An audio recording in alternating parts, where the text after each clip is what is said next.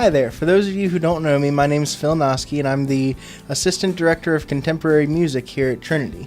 So today I'm going to be talking to you about the overwhelming joy and overflowing kindness that we as Christians are given and are then supposed to be showing to the world.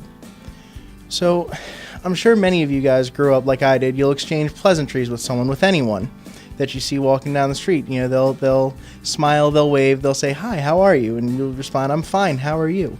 But what I noticed as I was listening to a local radio DJ, he was bringing it up, that we'll ask how people are doing, but not actually listen to how they're doing. And for whatever reason, the day that I was driving in my car, the day that I was listening to that particular DJ, that really resonated with me. See, in Matthew 28, that's the Great Commission. We're called to go and make disciples of all nations, baptizing them in the name of the Father. But how are we supposed to be able to do that if we can't even honestly ask someone how they're doing and then pay attention long enough to listen to what their answer was? So, like I said, this was a few weeks ago that I was listening to this particular station, and I've tried to make the conscious effort when I'm going through a drive-thru or when I'm talking with someone to ask how are they doing and then make eye contact with them and actually listen to their response. And it's been a mind-blowing change in my life, and I'm sure for theirs. You see, they almost get surprised when you're actually listening to what they're saying.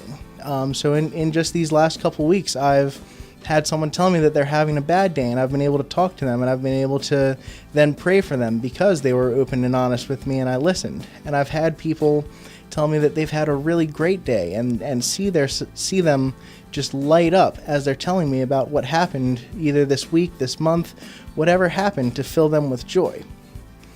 Our mission as Christians, all of our interactions with believers and non-believers alike, again, are summed up in the book of Matthew, chapter 22, verses 34 to 40. The Pharisees were trying to trap Jesus, and they asked him, "What's the most important commandment?" And Jesus responded with, "To love the Lord your God with all your heart, and to love your neighbor as yourself." And God doesn't define our neighbor as just our neighbor. He defines our neighbor as everyone who we come into contact with.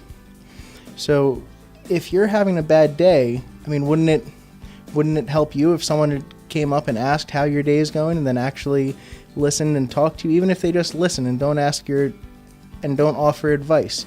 Wouldn't that make you feel a little bit better about your day?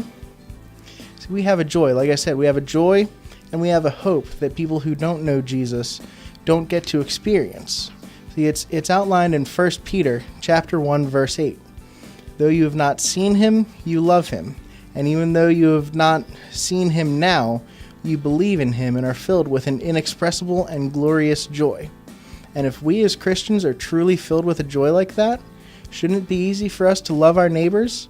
And if we're trying to be more like Jesus, if we're trying to love our neighbors, can't we just start with a simple question and listen to how someone's day is going? So I'm just going to ask you a question to end my time today. How's your day going?